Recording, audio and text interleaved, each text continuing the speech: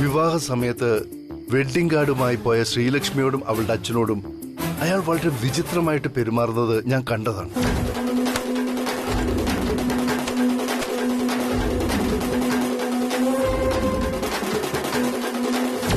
രവിക്ക് അങ്ങനെ ഒരു സംശയം ഉണ്ടായ സ്ഥിതിക്ക് അവനെ പിടിച്ച് ചോദിക്കേണ്ട രീതിയിൽ ഞാൻ ചോദിക്കാം. തത്ത പറയും പോലെ പറയിപ്പിക്കാൻ ഞാൻ അവനെ കൊണ്ട്. ഈ ആവേശമാണ് കുറയ്ക്കേണ്ടത് രാജാറാം. അവനെ നമ്മൾ സംശയിക്കുന്നു എന്ന് അവന് തോന്നരുത്. അങ്ങനെ ഒരു സംശയമുണ്ടായാൽ അവൻ രക്ഷപ്പെടാനുള്ള ശ്രമങ്ങൾ നടത്തും.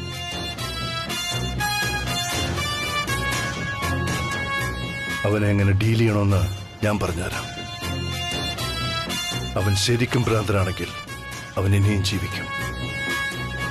അതെല്ലാം പഴയകാല പകയും മനസ്സിൽ വെച്ചുകൊണ്ട് അവൻ ഭ്രാന്തനായിട്ട് അഭിനയിക്കുകയാണെങ്കിൽ അവന്റെ അഭിനയം ഇതോടെ നിർത്തണം. അതിന് കത്തിയിൽ ചോര പുരണ്ടാലും സാരമില്ല.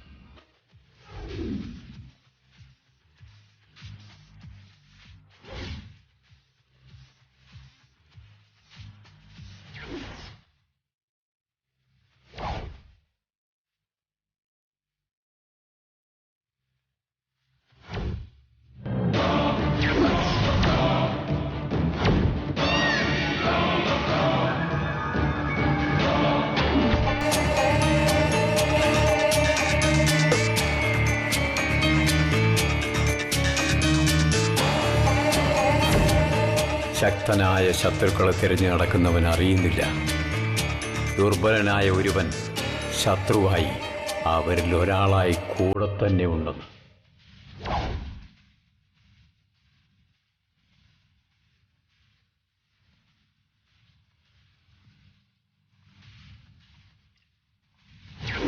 ഇന്നത്തെ ശാന്തി മുഹൂർത്തം അവരൊന്നാകാനുള്ളതല്ല, എൻ്റെ മനസ്സിന് ശാന്തി കിട്ടുന്ന മുഹൂർത്തം, എൻ്റെ മനഃശാന്തി മുഹൂർത്തം. ആദ്യത്തെ പിഴവിനി ആവർത്തിക്കില്ല. നാളെ ഈ സമയം ചിതകത്തി എരിയുന്നത് കാണണമെനിക്ക്. ആത്മാവില്ലാത്ത ശരീരങ്ങളുടെ ദഹന മുഹൂർത്തം, ആത്മാവില്ലാത്ത ശരീരങ്ങളുടെ ദഹന മുഹൂർത്തം.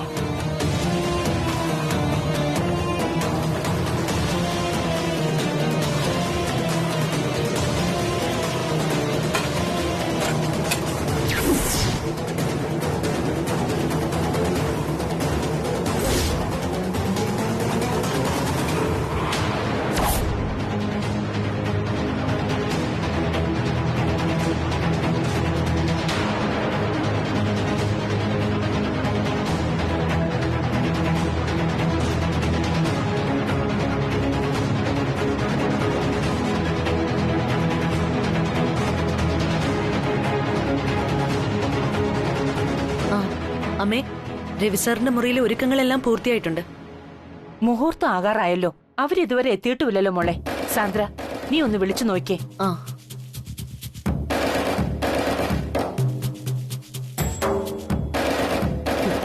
ഓടിപ്പാഞ്ഞു വന്നിട്ടും വലിയ കാര്യമൊന്നുമില്ല. ഇന്ന് ശാന്തി മുഹൂർത്തം അല്ല, അശാന്തി മുഹൂർത്തമാണ് നടക്കാൻ പോകുന്നത്. അമ്മേ, എന്താ രവി താമസിച്ചത്? മുഹൂർത്തത്തിന് സമയമായി വരുന്നു. നിങ്ങൾ രണ്ടാളും വേഗം ഭക്ഷണം കഴിച്ചിട്ട് വാ. ഞങ്ങൾ പുറത്തുനിന്ന് കഴിച്ചമ്മേ.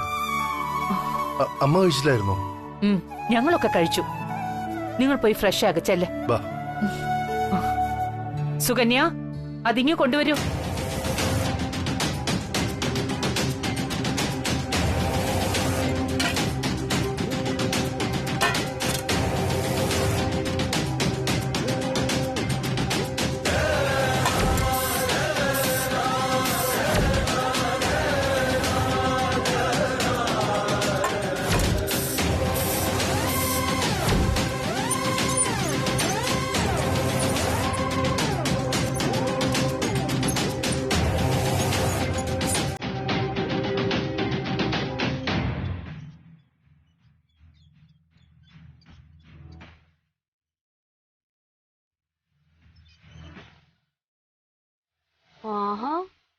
ഒരു ബേക്കറി തുടങ്ങാനുള്ള സാധനങ്ങൾ മുഴുവൻ ഉണ്ടല്ലോ.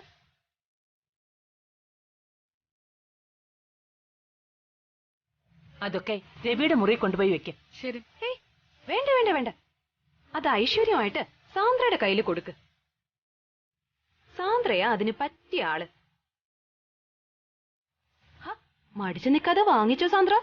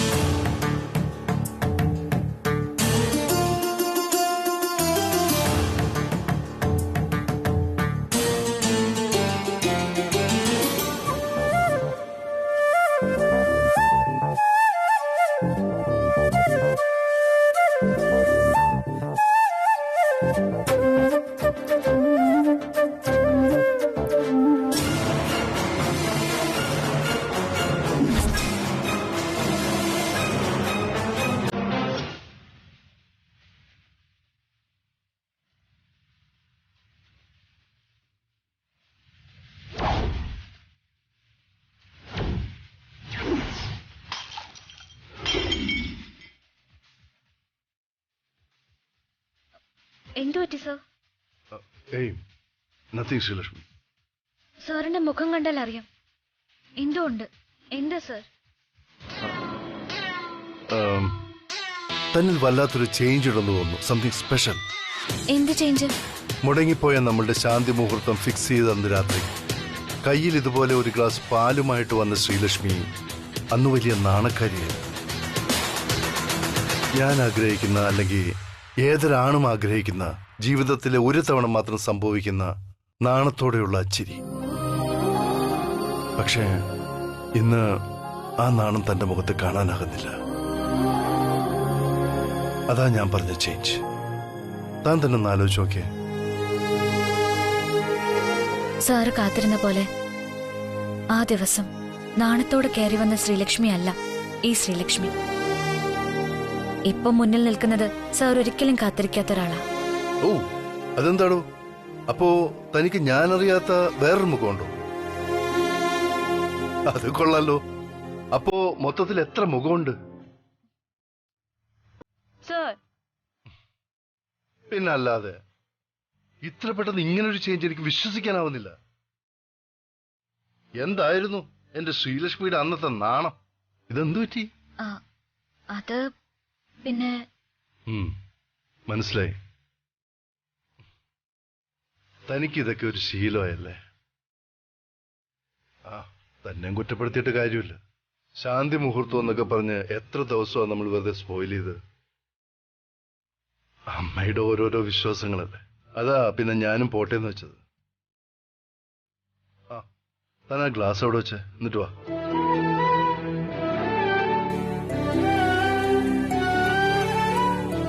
രണ്ടാമത്തെ തവണ ആയതുകൊണ്ട് ആഡംബരങ്ങളൊക്കെ ഞാനായിട്ട് തന്നെ അങ്ങോട്ട് ഒഴിവാക്കി. അല്ല സർ, പാല്. ഇന്നത്തെ ഈ മനോഹരമായ രാത്രിയിൽ എനിക്ക് തന്നോട് ഒരു അപേക്ഷയുള്ളൂ. ദയവ് ചെയ്ത് പാലിന്റെ കാര്യം മാത്രം പറയരുത്, പ്ലീസ്. ആ ഒരു ആചാരം മനഃപൂർവ്വം നമുക്കങ്ങോട്ട് മറക്കാം. നമുക്ക് കഴിക്കാനായി ഫ്രൂട്ട്സും സ്വീറ്റ്സും ഒക്കെ ധാരാളം ഉണ്ട്. ഇന്നത് മതി. ശരി സർ.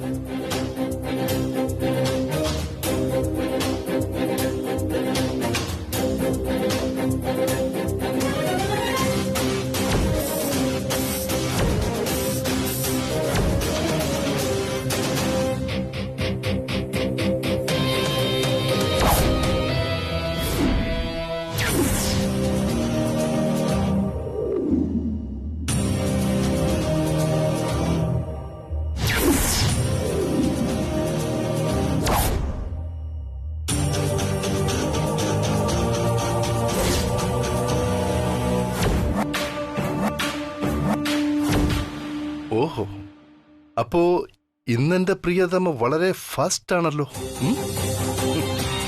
ആ ഏയ്, അങ്ങനെ ഇപ്പൊ സ്വീറ്റ്സ് ഫ്രീ ആയിട്ട് കിട്ടുന്ന വിചാരിക്കണ്ട. ഞാനേ സാറിനോടൊരു ചോദ്യം ചോദിക്കും. ആ ചോദ്യത്തിന് സാർ കൃത്യമായ ഒരു ഉത്തരം നൽകിയാൽ മാത്രമേ ഈ സ്വീറ്റ്സ് കഴിക്കാൻ പറ്റൂ. അതെ, ഇത്രയും ദിവസം കാത്തിരുന്നത് ക്യൂസ് കോമ്പറ്റീഷൻ നടത്താനല്ല. പിന്നെ അതൊക്കെ പറയാം. ആദ്യ ഉത്തരം, അത് കഴിഞ്ഞേ ഉള്ളൂ എന്ത്. ദേ, ഇത് ഞാൻ തീരെ പ്രതീക്ഷിച്ചില്ല കേട്ടോ. ശരി, താൻ ചോദിക്കും.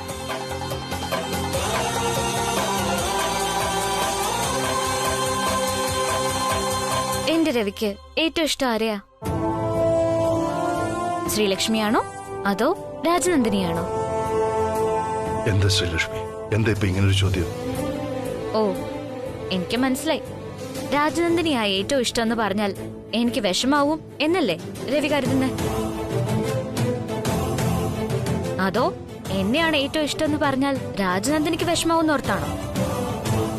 അതിന് രാജനന്ദിനി ജീവിച്ചിരിപ്പില്ലല്ലോ ശ്രീലക്ഷ്മി. അങ്ങനെ ഒരാൾക്ക് എന്തെങ്കിലും വിഷമോ ഉണ്ടാവുമോ ഇല്ലയോ എന്ന് ആലോചിക്കേണ്ട കാര്യമില്ലല്ലോ. രാജനന്ദിനി ഇല്ലെന്നോ? ആര് പറഞ്ഞു രാജനന്ദിനി ഇല്ലെന്ന്? ദേ, രവിയുടെ മുന്നിൽ തന്നെ ഇല്ലേ രവിയുടെ സ്വന്തം രാജനന്ദിനി.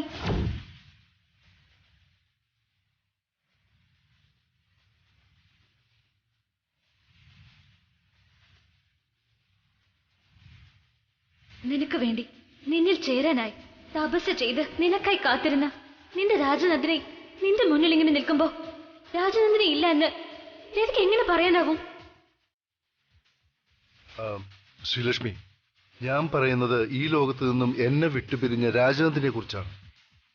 അത് ഞാൻ തന്നെയാണ് രവി.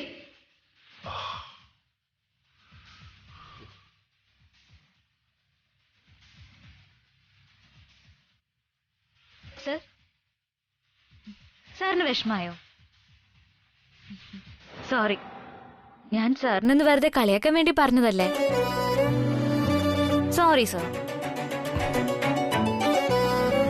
ശ്രീലക്ഷ്മി, ഞാൻ എന്തുത്തരമാണ് പറയേണ്ടതെന്ന് അറിയാത്തൊരു ചോദ്യമാണ് താൻ എന്നോട് ചോദിച്ചത്. തമാശയായാണ് താനത് ചോദിച്ചതെങ്കിലും ആ ചോദ്യത്തിന് ഒരു ഉത്തരം എന്താണെന്നാണ് ഞാനിപ്പോൾ ആലോചിക്കുന്നത്. സർ, ഇനി അതിനെക്കുറിച്ച് ആലോചിക്കണ്ട. എനിക്ക് മനസ്സിലാവും സർ. എന്നെയും രാജനന്ദിനിയും സാറിന് രണ്ടായി കാണാൻ കഴിയില്ല. 7 നിറങ്ങളും പകർന്ന് കാഴ്ചയ്ക്ക് ഭംഗിയേകുന്ന സാറിന്റെ ഈ 2 കൃഷ്ണമണികൾ പോലെ. ശരിയാണ് ശ്രീലക്ഷ്മി. പക്ഷേ ഇപ്പോഴെന്റെ കാഴ്ചയുടെ വെളിച്ചമാകുന്ന ആ 2 കൃഷ്ണമണികളും താനാണോ? രാജനന്ദിനി വിശാലമായ ഒരു മനസ്സിനുടമയായ ഒരു രാജകുമാരിയായിരുന്നു. അവിടെ നിന്നില്ല. പക്ഷേ നിഷ്കളങ്കതയുടെ വിശാലമായ മനസ്സുള്ള രാജകുമാരിയായ താൻ ഇന്നെന്റെ അടുത്തുണ്ട്. അതുകൊണ്ട് തന്നെ പിരിഞ്ഞു പോയതോ വന്നു ചേർന്നതോ ഏതോ ഒന്നിൽ രവി ഇപ്പോഴും കുടുങ്ങിക്കിടപ്പുണ്ട്.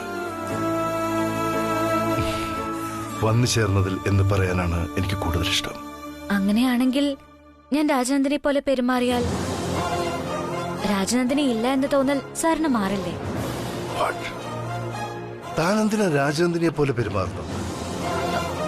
എനിക്കിഷ്ടം താൻ ശ്രീലക്ഷ്മിയെ പോലെ പെരുമാറുന്നതാണ്. അല്ലെങ്കിൽ തന്നെ ഒരാൾക്ക് എങ്ങനെ മറ്റൊരാളെ പോലെ പെരുമാറാനാകുക? അങ്ങനെ ആയാൽ തന്നെ അത് എത്ര നാളത്തേക്ക്?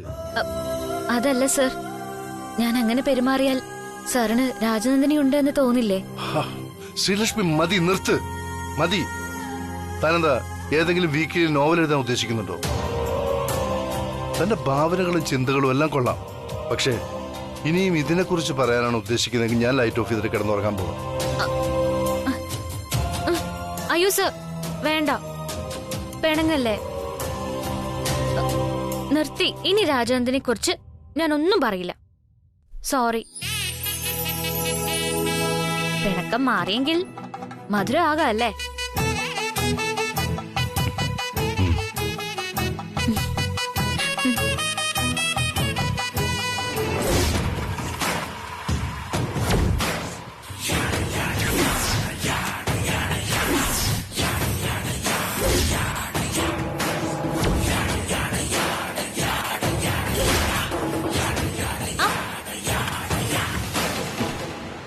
ഇനി എന്താ ശ്രീലക്ഷ്മി? ഇനിയും ചോദ്യങ്ങളുണ്ടോ എനിക്ക്? ഇല്ല, പക്ഷേ സ്വീറ്റ്സ് ഞാൻ കഴിപ്പിച്ചാ പോരെ? എങ്ങനെ? അത് ഞാൻ തരുമ്പോ മനസ്സിലാക്കിയാ മതി. ഓഹോ.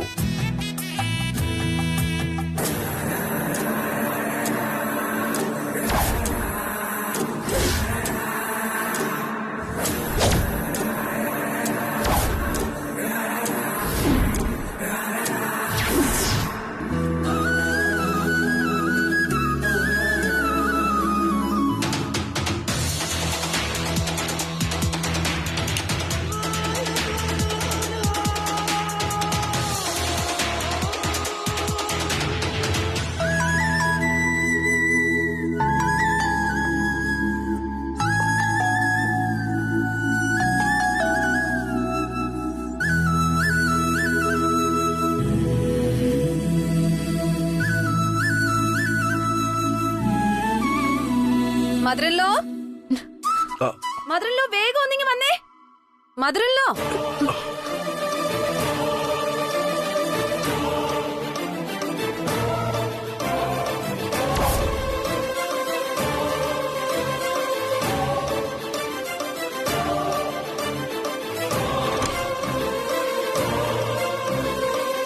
എന്താ രേഖ, എന്തിനാ ഇങ്ങനെ കിടന്ന് അലറുന്നത്?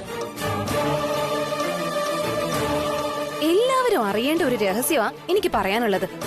അപ്പോ ഇത്തിരി ഒച്ചത്തി വിളിച്ചാലല്ലേ വരേണ്ടവരെല്ലാം ഇങ്ങ് എത്തുള്ളൂ. എന്താ രേഖ, ഇപ്പൊ എന്താ രേഖയുടെ പ്രശ്നം? ഓ, ഞാനാണല്ലോ ഇന്നും പ്രശ്നക്കാരി. അപ്പൊ ഞാൻ പറയാൻ പോകുന്നതേ മദർ-ഇൻ-ലോയുടെ പുന്നാര മരുമകളെ കുറിച്ച്, രഹസ്യമായി അവള് നടത്താറുള്ള രാത്രി സഞ്ചാരത്തെ കുറിച്ച്. നിർത്തുന്നില്ല. എനിക്ക് പറയാനുള്ളത് പറഞ്ഞും കാണിക്കാനുള്ളത് കാണിച്ചിട്ടുമേ ഞാൻ നിർത്തുന്നുള്ളൂ. എന്താ രേഖ ഇതൊക്കെ? നീ ഇങ്ങോട്ട് വന്നേ. രഘു എന്നെ എങ്ങോട്ടാ ഇപ്പൊ കൂട്ടിക്കൊണ്ടു പോകാൻ പോകുന്നേ? എങ്ങോട്ടായാലും ശരി, ഇതിനൊരു തീരുമാനം ഉണ്ടാക്കിയിട്ടേ രേഖ ആണ് ഇവിടെ മാറുള്ളൂ. രേഖ, നീ എന്തിനുള്ള പുറപ്പാടാണെന്ന് പറയാം. എന്റെ പുറപ്പാട് എന്തിനാണെന്ന് വൈകാതെ എല്ലാവർക്കും മനസ്സിലാവും. നിനക്കെന്താ ഭ്രാന്താണോ? ഇതിന്റെ അവസാനം നിങ്ങൾ തീരുമാനിച്ചാ മതി ആർക്കാണ് ഭ്രാന്തെന്ന്. നിനക്ക് എന്തെങ്കിലും പറയാനുണ്ടെങ്കിൽ അതിപ്പോ വേണ്ട. ഇതല്ല അതിനുള്ള സമയം. കാര്യം എന്തായാലും ശരി, നമുക്ക് നാളെ സംസാരിക്കാം. എന്തു പ്രശ്നമാണെങ്കിലും ഈ രാത്രിയിൽ അവരെ ബുദ്ധിമുട്ടിക്കുന്നത് ഒട്ടും ശരിയായ കാര്യമല്ല. ആ സമയത്തും ഒളിച്ചും പാത്തും ശ്രീലക്ഷ്മി ചെയ്തതൊക്കെ എല്ലാവരും അറിയാൻ ഇത് തന്നെയാണ് കൃത്യമായ സമയം. എന്താണ് ഇത് കുട്ടി problem? I'm sorry brother in law. ബ്രദർ-ഇൻ-ലോയുടെ പ്രൈവസി ഡിസ്റ്റർബ് ചെയ്യേണ്ടെന്ന് വിചാരിച്ചത്. ഇപ്പൊ നിങ്ങളെ ബുദ്ധിമുട്ടിക്കുന്നതും തെറ്റാണെന്ന് അറിയാം. അതുകൊണ്ടാ നേരത്തെ അവസരം കിട്ടിയിട്ടും ഞാനത് ചെയ്യണ്ട എന്ന് കരുതിയത്.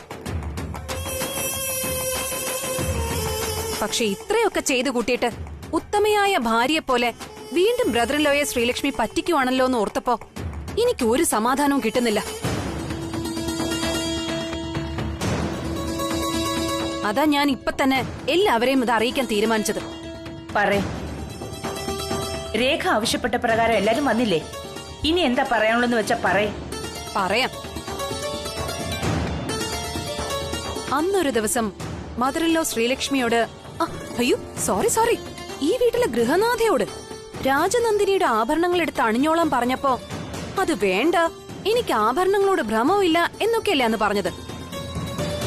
ഇവിടെ ആരും അത് മറന്നിട്ടൊന്നും ഇല്ലല്ലോ. രാജനന്ദിനിയുടെ മുറിയിലേക്കൊന്നും നോക്കുപോലും ഇല്ലെന്നല്ലേ പറഞ്ഞത്. അതെ, അതിനിപ്പോ എന്താ? അങ്ങനെ വാക്കുകൾ തരുമ്പോഴേ അത് പാലിക്കാൻ കൂടെ വേണ്ടേ? അതാണല്ലോ അതിന്റെ ഒരു ശരി.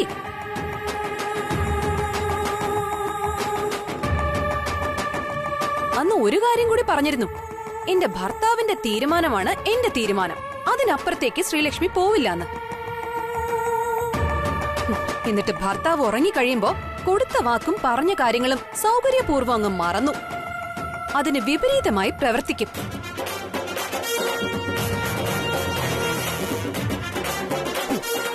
ഞാൻ എന്തൊക്കെ പറഞ്ഞാലും അതൊന്നും ആരും വിശ്വസിക്കില്ലാന്ന് എനിക്ക് നന്നായിട്ട് അറിയാവുന്നതുകൊണ്ട് ഞാൻ എന്റെ ഫോണില് ശ്രീലക്ഷ്മി മുറിയിൽ കേറുന്നതും ഇറങ്ങുന്നതും റെക്കോർഡ് ചെയ്തിട്ടുണ്ട്. എല്ലാവരും കൺകുളിർക്കെ കണ്ടിട്ട് ഞാൻ പറഞ്ഞത് സത്യമാണോ നുണയാണോ എന്ന് തീരുമാനിക്കും.